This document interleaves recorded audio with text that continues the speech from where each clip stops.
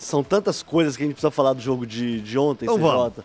Mas vamos falar de uma maneira geral o que foi a partida, né? O Cruzeiro entra em campo com vários desfalques, né? 4 desfalques. O Cruzeiro, ele entra em campo sem os seus 2 laterais, né? O Jonatas Jesus entrando na lateral direita, Cauã Prates na lateral esquerda, o Wallace finalmente jogando toda a partida como volante na vaga do Lucas Romero. Quase toda, né, a partida. Quase toda a partida. E aí na ponta direita, o Eduardo jogando na vaga que naturalmente é do Christian. E o Cruzeiro, ele jogou bem os primeiros 20 minutos, CJ. O Cruzeiro se impôs, jogou no campo de ataque o tempo todo, teve ali as suas possibilidades, teve o lance do penal que falaremos daqui a pouco do José Aldo, mas na sequência, no minuto 4, acontece uma escapada do Matheus Pereira pelo lado esquerdo, ao cruzamento ele encontra o Caio Jorge com toda tranquilidade dentro da área, que domina e só desloca o Walter e faz 1-0. A impressão que nós tínhamos, CJ, era que o Cruzeiro naturalmente faria o segundo gol, até mesmo por causa da exposição da equipe do Mirassol. O Mirassol, é claro, o Guanais, ele joga o time um pouco mais para frente, tenta ocupar o setor defensivo do Cruzeiro, ele consegue, mas isso já aconteceu em alguns outros momentos no Campeonato Brasileiro com o Cruzeiro. O Cruzeiro se instala ali atrás e tenta buscar a transição. Só que o Cruzeiro ontem, definitivamente, ele não conseguiu encontrar essa transição. O Cruzeiro sentiu muita falta dos seus jogadores de referência, né? Principalmente o Christian pelo lado direito. O Wanderson não estava conseguindo fazer essa função pelo lado esquerdo e o Cruzeiro, ele sofreu.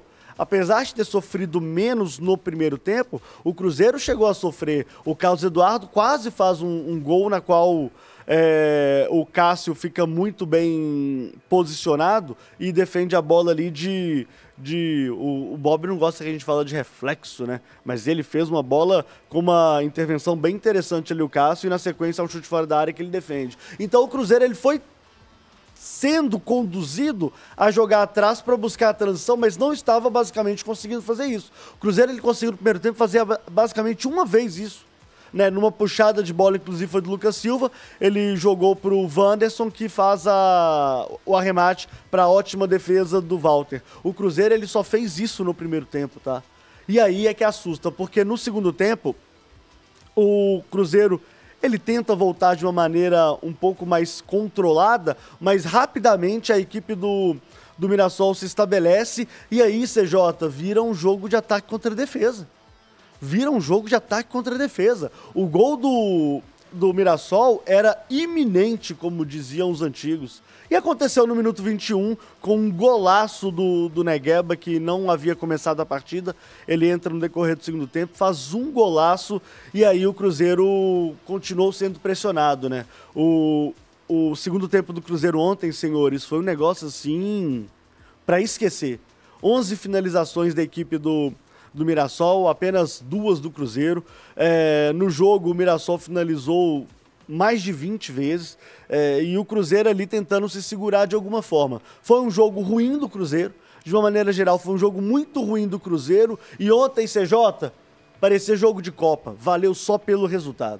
Então se foi um jogo ruim, Gris, se o resultado não foi ruim, que a gente não pode desprezar o Mirassol, um time que não perde em casa, tá invicto jogando em casa. O Cruzeiro incomodou bastante. Teve o lance polêmico que a gente fala depois. A não substituição ou substituições, se você quiser utilizar, não que ele seja obrigado, não tá em nenhuma regra do futebol que o técnico é obrigado a mexer. Mas você não sentiu o time um pouco cansado? Não sentiu que outras peças poderiam ajudar mais? O que você viu da partida ontem, Gris? CJ, então, eu acho que a primeira coisa que é muito importante a gente falar é o quão bom e bem treinado é o time do Mirassol. Sim, sim. O Mirassol fez um grande jogo ontem contra o Cruzeiro, mais um grande jogo contra o Cruzeiro. Comecinho do jogo eu vi o Cruzeiro um pouco melhor. Teve muita dificuldade nos primeiros 20 minutos para encaixar a pressão na saída de bola, principalmente do Cruzeiro. O Guanais fez alguns ajustes, reposicionou um pouco o time ali para pressionar a saída de bola do Cruzeiro melhor.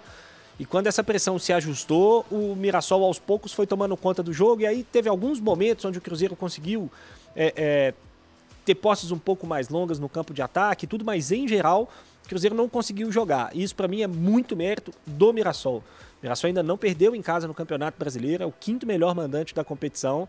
faz uma campanha excelente porque é um time muito bem treinado. O Mirassol tem uma grande vantagem em relação aos outros times do Brasil, que é o fato de não ter jogado a Copa do Brasil, né?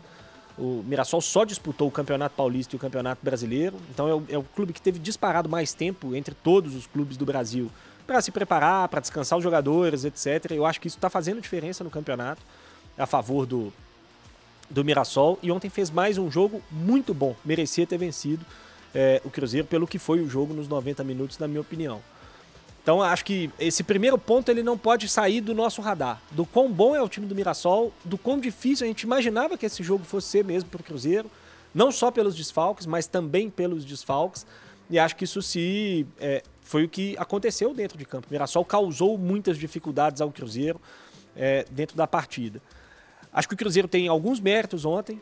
Primeiro, de proteger muito bem a área. Apesar do bom volume do Mirassol, apesar das boas chegadas do Mirassol, o Cruzeiro protegeu bem a área. Os dois zagueiros do Cruzeiro fizeram uma boa partida mais uma vez. Acho que o Wallace, enquanto teve perna, fez um bom jogo. Acho que o Lucas Silva, enquanto teve perna, fez um ótimo jogo. Então o Cruzeiro conseguiu se defender bem, proteger bem a área. Teve mais uma vez muito brilho do Caio Jorge e do Matheus Pereira, principalmente do Caio Jorge. Para mim foi o melhor jogador do Cruzeiro no jogo, conseguindo algumas arrancadas, segurar algumas bolas. O Cruzeiro estava com muita dificuldade para prender a bola na frente. Em alguns momentos ele conseguiu meio que se virar mesmo sozinho. Mas o Cruzeiro repetiu um padrão que ele vem repetindo ao longo dos últimos jogos no Campeonato Brasileiro, que é o de ter muita dificuldade no segundo tempo. O Cruzeiro, desde que voltou da parada do Mundial de Clubes, fez 8 jogos pelo Campeonato Brasileiro. Dos 8 jogos, em 7 o Cruzeiro marcou gol no primeiro tempo. Só contra o Corinthians, que foi 0-0, o Cruzeiro não fez gol no primeiro tempo. É um time que acelera e que costuma abrir o placar. O Cruzeiro raramente tem saído atrás do adversário. Ele tem colocado o adversário para correr atrás do resultado em quase todos os jogos. Ele tem feito muitos gols no início, ontem de novo, né? Contra o Ceará ele fez muito no início, contra o Santos ele fez no início, ontem de novo ele marcou um gol muito no início do jogo. As derrotas foram de virada, né? Essas aqui que você falou. Mas dos 8 jogos, só 2 vezes o Cruzeiro fez gol no segundo tempo. Isso brasileiro, né? No brasileiro. Considerando só os jogos do Brasileiro, tirando os 2 jogos contra o CRB da conta. Nos 8 jogos do Brasileiro, o Cruzeiro só 2 vezes ele fez gol no segundo tempo, contra o Grêmio e contra o Juventude. Jogos onde ele conseguiu ganhar com uma margem bem grande. Nos outros, o Cruzeiro tem tido dificuldade. Em geral, o Cruzeiro tem jogado pior do que os adversários dele em quase todos os segundos tempos. E acho que aí, CJ, a gente precisa olhar para o todo e tentar entender os motivos. Pode ser algo físico? Acho que sim. Ontem nem acho que foi. O Cruzeiro teve 8 ou 9 dias entre um jogo e outro aí no Campeonato Brasileiro. Então acho que não dá para explicar só com a parte física. Mas eu acho que pode ser uma explicação do time estar caindo fisicamente. É um time que compete muito para abrir o placar cedo e aí depois ele diminui o ritmo mesmo, naturalmente. E se é isso, eu acho que cabe uma crítica ao Leonardo Jardim pela dificuldade de mexer no time. Porque assim, CJ, não confio nos jogadores, o time cai quando eu mudo. Tem explicações que eu consigo entender. E quando o time estava ganhando, ninguém estava reclamando que ele estava mexendo pouco. O grande ponto é que se os jogadores do time reserva do Cruzeiro, ou que estão no banco de reservas, não são do mesmo nível dos que estão jogando, os outros times estão usando jogadores do banco de reservas que também não são tão melhores do que os do Cruzeiro. E ontem tinha 3 ausências. Ontem o Mirassol tirou do banco o Chico Kim, 4, o Alisson, o Negueba, o Matheus Bianchi, esqueci qual foi o último. O Alisson. E não, o Alisson eu falei. Foi o Alisson... O Christian. Alisson, Christian, Chico Kim, Negueba e Matheus Bianchi. Isso. Será que eles são tão melhores que os jogadores que estão no banco do Cruzeiro, que estavam no banco do Cruzeiro? Pois é, um Japa ali, um Gabigol, né? Então assim, eu acho que se é algo físico, eu acho que o Jardim precisa pensar em olhar mais para o elenco dele. Ele já recuperou tantos jogadores nessa caminhada dele, ele tem muito mérito de ter recuperado muitos jogadores, mas ele abandonou tantos outros, né? Que pode ser culpa do jogador também, de não estar entregando? Pode. Mas será que, por exemplo, o Wallace ontem acho que fez um bom jogo? Será que ele não poderia estar tendo mais minutos, entrando em jogos como esse para aumentar a competitividade? O próprio Lautaro, que em determinado momento foi útil ali para competir e que de repente foi abandonado no Cruzeiro. O Bolassi não entra mais. Enfim, eu acho que esses caras podem ajudar a fazer o time competir um pouco mais quando tiver difícil de sustentar, como tem sido nos últimos jogos. Então, acho que aí cabe uma crítica, assim, ao Leonardo Jardim, embora, repito, eu entenda. Eu não acho que o técnico é obrigado a mexer por mexer. Eu acho isso uma grande virtude, você não queimar substituições só por queimar, mas eu acho que os números estão mostrando que o Cruzeiro tem tido muita dificuldade no segundo tempo, e acho que isso está ligado diretamente com quão pouco o Leonardo Jardim mexe no time. O elenco não é o melhor elenco do mundo? Não. Mas aí eu repito, o Santos aqui no final de semana fez várias mexidas e melhorou o time e ganhou o jogo no segundo tempo. O Ceará fez várias mexidas e ganhou o jogo do Cruzeiro no segundo tempo. O Mirassol ontem fez várias mexidas, empatou o jogo e poderia ter virado o jogo.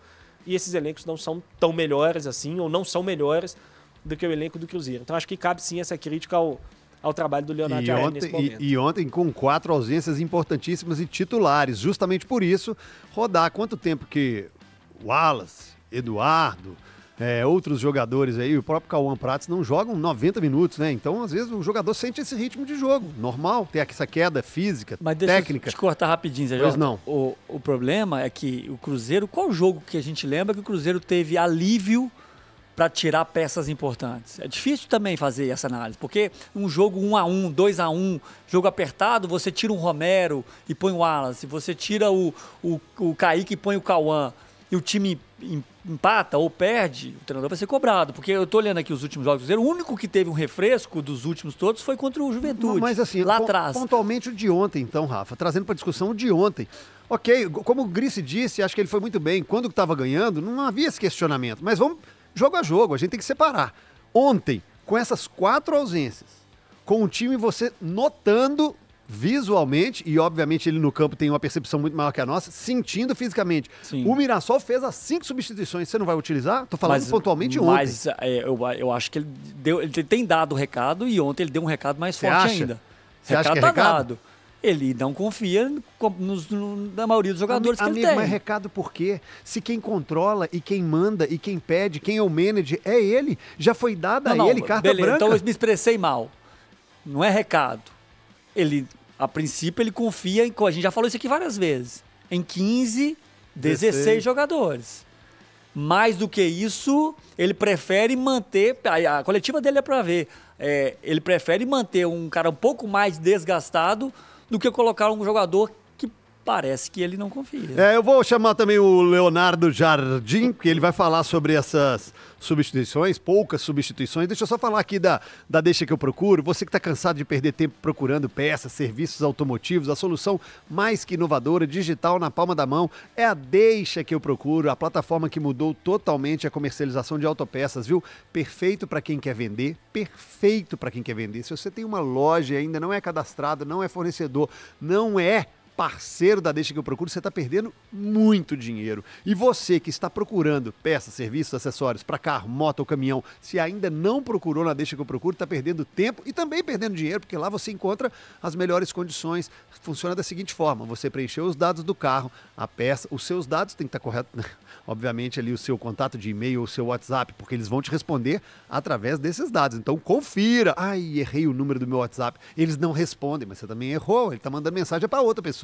Confere direitinho, olha lá, o número está correto, o e-mail está correto, os dados do carro está correto, a peça que você precisa está correta? Dispara. Vai chegar na palma da sua mão um monte de gente te oferecendo com condições, mão de obra, instalação, desconto. E aí você negocia rápido, direto, e o melhor é seguro. Selecione a melhor opção. Tá esperando o quê? Deixa Que Eu Procuro para você. Pelo menos segue no Instagram, porque vai te salvar. Deixa Que Eu Procuro lá no Instagram. Deixa eu chamar o Leonardo Jardim aqui, porque ele falou sobre as poucas substituições e por que demorou a mexer no time. Olha o que ele disse.